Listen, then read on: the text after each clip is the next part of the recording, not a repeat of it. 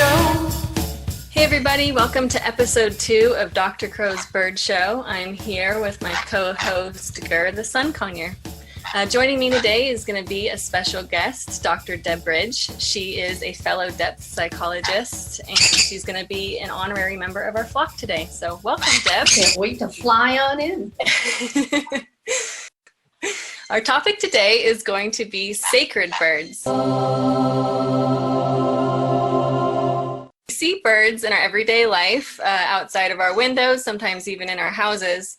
But what about birds and spirituality? So one of the reasons that Deb is going to be joining me today is she did spend a past life as a nun, and you've studied shamanism. And so I thought, what better person here to help us talk about sacred birds than you?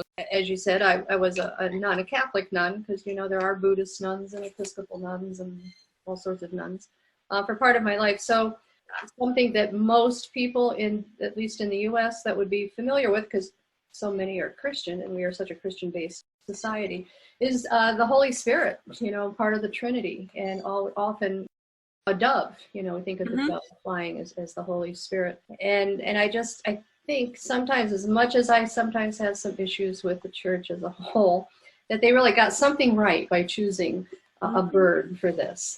Yeah, it's interesting to note that the angel is actually in some ways like a bird-human hybrid. Yes, wings. And it's also interesting to think of the fact that birds are often seen as divine messengers or even as omens. I know in many Native American cultures, for example, if you see like an owl, depending on where you are, it can be either an omen of something really, really good that's about to happen or something incredibly terrible. My shamanic teacher, Cecile Carson, she had told a story of the room where we did a lot of our initiations in. She actually one day had an owl crash right into the window and kind of leave an imprint, you know, of the bird's wings on it. And seeing that as really a message, you know, an affirmation of the work being done there. And to this day, I think owl remains really important to her. So let's talk for a minute about spirituality and birds. And I know that you've thought a lot about what does spirituality even mean. So do you have some thoughts? I know, and I don't know if you remember back during our coursework when we had a class with Dr. Copen. And we were in his class, and suddenly it hit. And so this is back in like 2011, and it hit me really strongly in the middle of class, where I know for about 5 minutes I took over the class. I was that student that did that, and I hated what other people did. I remember. I did it. Because it so hit me that there was something really definably different between spirit and soul.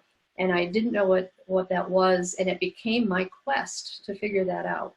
What I finally came to after many years, much writing and much reading, that spirit is an aspect of soul, and it's what happens when spirit is embodied in our physical bodies, you know. And it's the philosopher Gir the Sun Conure who made the statement that we are spiritual beings having an embodied experience. And so I came then to understand that it's actually spirit and body that we hold in opposition. And so you can do a lot of reading in that. And unfortunately, in Christianity in particular, they were held in opposition so that spirit became desirable and the body became demonized. You know, so everything having to do with being a body was bad. So in the Christian dogma and doctrine, you have a lot of things that are actually punishing the body. Then I discovered the work of Jungian analyst Marion Woodman, who really talks about the need to enter our bodies, to know our bodies, to become our bodies, and to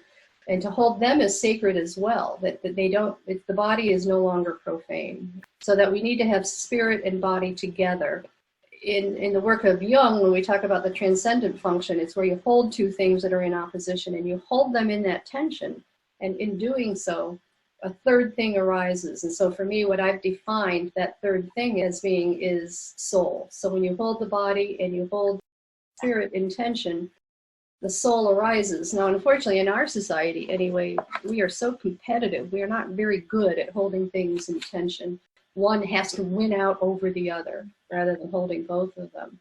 But I think it's really exciting to look at the idea of birds as being a way that we can project our spirituality onto another being. And so it holds that aspect of ourselves in a way that's outside of us that we can look to for messages, and even in the times of death. There's an important distinction there too, though, is to understand that the birds themselves aren't, spirits.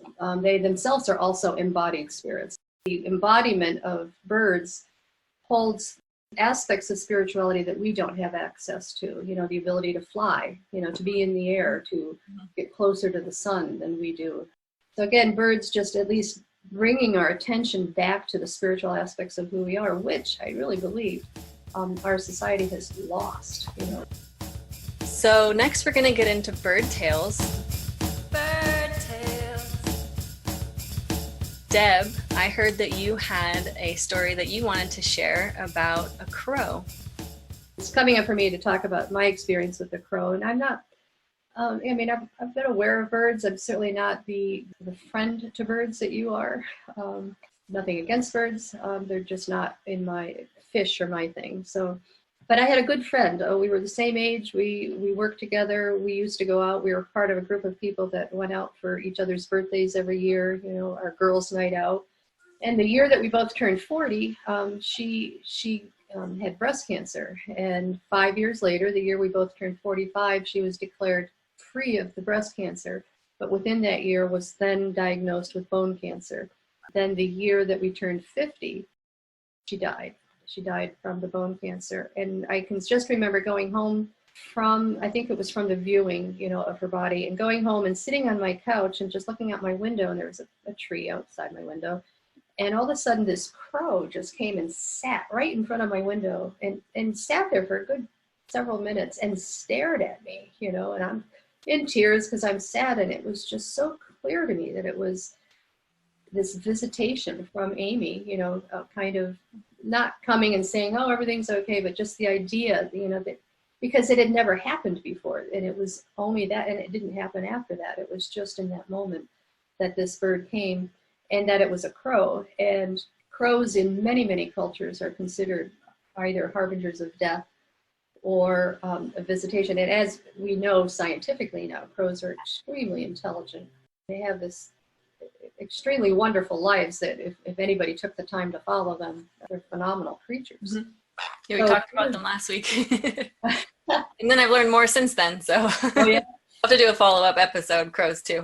There we go. And in my shamanic practice, now although I don't have a lot of birds in my totem list, when they do appear, another person I was very close to, when she died, I knew that her primary spirit guide was an eagle. And in fact, I had a shamanic journey once where her eagle and my salmon were dancing around a fire. Oh, wow. And, it was a very strong image. Her daughters, and I can't remember if it was in a conversation or if it was during the memorial service or what, but her daughters relayed that her very last words that she said were, "I see the wings and they're beautiful." And she said that right before she died. So I've, in my mind, tried to understand, I wondered if she was seeing eagle wings, Yeah. But on the other hand, not long after that, or a few months later, I had in a journey, I had a vision of her. She was a tall, thin woman, and she was dressed just all in white, like with the huge angel wings on her, So I've always wondered about the relationship because the eagle was her primary spirit guide. And, wow. and you look at any type of spirit guide, you kind of look at what are the aspects you understand of them as you know them in this world, So if Gertie there was going to be if she was going to be a spirit guide, you would just take the aspects of her that and that would be the message, that you get. So right now it's preen yourself, preen thyself. You and your friend, I see she's and your friends too. Does she know about the coronavirus? Yeah, a little preen goes a long way. Yeah. So for me, that crow story is important for me again because birds aren't as present in my life. So when they do become, they're just that much bigger of a presence when they are there. It's a good place to bring in the alchemy aspect of it. I really got interested in alchemy actually at that conference with Tom Elsner. It was in the time that I was developing my dissertation and there was just something missing, and I didn't know what it, actually I really wasn't even sure. I didn't even know something was missing till I did this workshop. At the end of the workshop, like, oh, well, this is what's missing, alchemy. And so there's a lot of use of bird imagery in alchemy. And I struggled with understanding alchemy. I remember standing outside a classroom going, and I had taught science for years. Some people who are listening might not know what alchemy is. So just briefly, I mean, a lot of the history of it has to do with trying to turn base metals into gold. I think of it as kind of like the Rumpelstiltskin of science, you know, but symbolically it still has a lot of potence in terms of how do you transform something mundane into something sacred. Exactly, and it has taken me many years to come to that, because I remember standing outside of the classroom and as a science teacher going, I absolutely know it's impossible to turn lead into gold. Can't happen. I don't know what the hell they're talking about. And it took me a long time to understand that the process is actually metaphorical. And I conjecture the fact that a lot of the work was done during the time where the Inquisition was well in place, you know, and so you couldn't say things that were against church teaching, or you would die, burned at the stake. Talk about transformational. So then it started to make sense to me that what was happening was and a lot of the work, alchemy, was done by monks. And so that what they really had done was developed a language that talked about inner things that were going on, transformational things in our inner lives, but using outward expressions and outward things. And in my research, I did learn that after all, it is possible to turn lead into gold. They've done it at the Lucerne accelerator, something accelerator.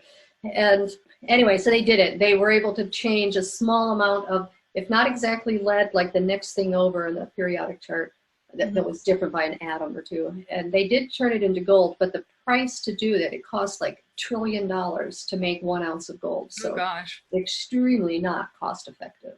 In our time of, you know, positivistic science and being very literal, I had to learn that it wasn't about turning literal lead into gold, but turning what's in our life we consider to be very mundane life experiences, very difficult life experiences, a lot of the stuff that we suffer from, how to take those experiences and to turn them into the gold of living that connects us back to our true purpose and the essential part of who we are.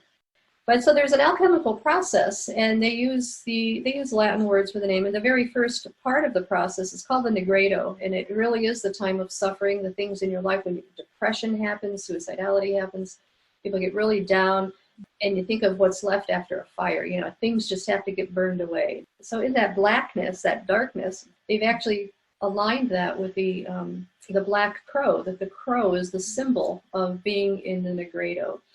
So it makes I knew you should have been on last week's episode on crow. See? Deb, you're full of crow facts. More than I even know sometimes. Yeah. But it makes a lot of sense to me then that when I was, you know, in grief, you know, grieving over my friend who had died, that it was a crow who came to me, as opposed to, I mean, some people it's a hummingbird, other people it's a robin. You know, I've seen that online videos of people who will have a bird come down and spend a bunch of time with them, like a wild hummingbird or something. And sometimes even like perch right in their hand. Or, but for me, it was this crow, and it was because I believe it was because I was in, you know, a deep mourning, very sad, let alone my greater life was just in, you know, depression. So it just made a lot of sense that the black crow came to me in this time of the nigredo. So that part of the inner process in which we encounter our darkness. So in alchemy, the next step, if you can stay with that nigredo, that it eventually moves into what's called the albedo, which is just really Latin for white. The bird that is associated by alchemists with this stage is the white swan. I've always loved swans. Just think of everything you think of, or at least when I think of a swan, you know, there's grace and beauty and, you know, but have you ever been chased by a swan? I've been chased by plenty of geese. Because they can get quite vicious as well, you know. But in this place of the albedo, and so what's signified by the white swan is the dying off or the burning off of all of the extraneous stuff. And for some people who have a bit of a different view on the whole alchemical process than I might, would say that it's also the dying of all the senses, you know, so it's kind of like the death of the body, and now you're left just with pure spirit. You know, you're just into that spiritual realm. And I love this next one because the image that comes to mind right away is a peacock, you know, and, you know, that male peacock in full feather, you know, tail feather. And it's kind of like the beginning of what we've now moved into the spiritual realm, the fullness of the beauty of that.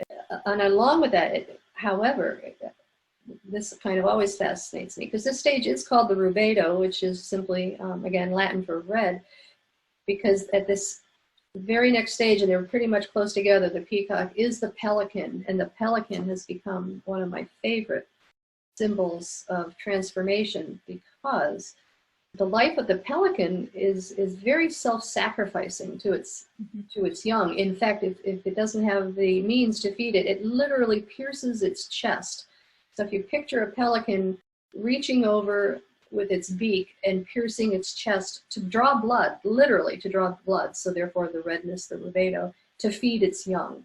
The selflessness of giving over, and so sort of a surrender. So in our inner transformation, when we think of pelicans in our lives, or as a stage in our life, is a time that we are called to be self-sacrificing. And this is often, with the pelican, it's often associated with caring and nurturing for their young. And I think every parent in the world understands this stage, you know, of self-sacrifice and having to give literally of yourself to nurture the other. The alchemist, out of alchemy, to some people, has grown our discipline of chemistry. I did teach chemistry for a while, and one of the things I loved the most about chemistry was all of the equipment. And the glassware, I don't know why, I was always fascinated by all the glassware. Like lighting the Bunsen burners, Deb. I love Bunsen burners, and I loved all the different kind of flasks that you have and what they're used for. And there's actually a pelican flask, which, if you can picture a pelican reaching its head down and piercing its heart, that is the shape of the pelican flask. It's like globes with a little thing in between, with a neck that comes around and goes in. And so alchemy talks a lot about what is the container within where things are transformed. And so a pelican flask takes what's in the bottom of the flask, and the impurities burn off of that, and what's distilled, it's kind of like a still. But what's distilled is the pure. What's the stuff that you wanted to get rid of back in that negredo stage is kind of burned off. Yeah, in alchemy, they also have the philosopher's egg that's considered to be one of the divine containers, which I studied a lot in my dissertation as a place of transformation. So if you're saying it symbolically, maybe, for example, the ingredients that you put into the still are maybe like your good experiences and your bad experiences. And once you boil all that away, what is the residue that you have left? And that is basically maybe like the lessons that you learned along the way, or some symbolic gold. Very good segue, because the last bird on this list, and the last part of the transformation, is the phoenix. And and the phoenix represents the philosopher's stone, but it's meant to be the pure product of the work. You know, it's exactly what you just described. It is what is the philosopher's stone. And in the terms of like base metal to gold, the philosopher's stone is considered the gold of the work. And when you've gotten there, it would be nice to think that you're just done, you know? It starts all over again, and you go back to the black metal, and you kind of go through in a spiral manner. But I love the fact that the alchemist called on birds, you know, as a way of symbolizing this. And I have a hunch that given the Inquisition and the danger that a lot of these people were working under, that they were using this as a language that would befuddle, you know, the church authorities who would be out to look for them, you know. That's part of the reason why they had to create symbols such as this. When we started, you know, talking about this podcast, I just thought that was the perfect thing, because it really holds to how birds, just in who they are, really do hold the energy of the spiritual aspects of who we are as people. And in doing that, no matter what you call that which is phenomenologically beyond us, you know, so archetypically we would call it all sorts of things, you know. I mean, many people would just say God, or the source of all things, or the Atman, or, I mean, there's just so many words for it. It's hard to give it a global word that would make everybody comfortable. But I really believe that when we encounter birds, we are meant to think of that which is beyond us. I think a word that you've used before is the numinous. Yeah. Again, other people don't know what that is either. Yeah. Sense of awe, that sense of something more than us, Mm-hmm. more than who we are. So whatever you want to name it. Well, I think that's an important thing to note, is just how universally birds are regarded as sacred, not just in indigenous cultures in North America, South America, all around the globe, but in Christianity, as you mentioned, in alchemy, which is the basis for modern chemistry. So to me, it's almost like a human universal, like dancing or singing. So I think there's definitely something underneath that that's in the collective unconscious, that's something that we're all tapping into. And you're leading there to the idea of archetypal psychology, you know, and what are archetypes? And I've really come to understand the archetypes.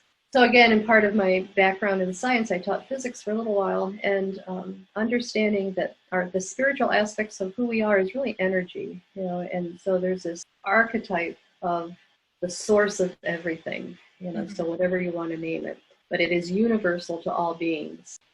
I keep thinking of taking a rose, you know, and if you use the words in any other language, phenomena of the rose is what we experience, and it doesn't matter what you call it. It's the experience is the same. So the same thing with the archetypal energy of the numinous. So to bring this back down to the birds, you know, and that universally birds point us to that. Gosh, just what came to mind was the idea of the Buddhist sky burials, where, you know, if you're in Tibet, there's not a lot of ground to bury people in. And there's not a lot of wood to burn. And I'm not really sure why they don't do funeral pyres, but they just put people up on ledges and let the vultures eat them. You know, and that's their way. I mean, it's a sacred thing, you know, to return back to the numinous, to release the spirit from the body. Well, that's a perfect segue to what I have for the flocking news. Okay. The flocking news. Today on the flocking news, we're looking at an article called "Pesticides Are Killing Off the Andean Condor." And this was published last month on EcoWatch. And so a quote from the article is, "For the native peoples of South America, it is the sacred bird that connects the world we live in with the cosmos," biologist Carlos Pina says. "We see condors on the emblems, shields, and flags of the Andean countries. The loss of these birds also represents a great cultural loss for our society." So what's happening is basically the Andean condors, there's only 6,700 individuals remaining. 2,500 of these live in Argentina. And a lot of the local farmers are fearing for their livestock, unfounded, because, as you know, condors clean up basically dead animals. So they're a very important part of the ecosystem, as well as being important to the native people there. So in fear, they're basically poisoning with pesticides these carcasses and intentionally having the Andean condors feed on them. And they've had so many as 34 die in one site in 2018, I believe. So yeah, not great news for Andean condors, but it just goes to show, you know, sort of the disparity we have between the way that we regard sacred birds and the way that we treat like the actual birds that are behind those symbols. So on that note, I think we could end it with a bird of advice. A bird of advice. The next time that you go outside and you see a bird, or maybe you look over at your shoulder and you see a bird, for listeners who can't see, preening my ear, which is what Gir, my co-host, is doing currently. You know, think not just about who you're seeing right in front of you. Think to this reservoir, this collective regard and reverence that we have for sacred bird symbols, and maybe try to get closer to the idea of the actual bird you're seeing and the idea of the soul or spirituality, and how do we get the spiritual aspects in regards to birds back into their souls as beings that are not just matter and not just spirit, but in-souled beings, matters and spirit. So thanks for getting deep with me today, Dr. Deb Bridge. Well, that's where we live, Dr. Crow, in the desert. Yes, yes. Thanks again for tuning in to the Bird Show. On behalf of Gir and I and Dr. Deb Bridge, we thank you for being here, and we'll see you next time for another flocking good time. Turns on the radio. When Dr. Crow turns on the radio. To Dr. Crow's Bird Show.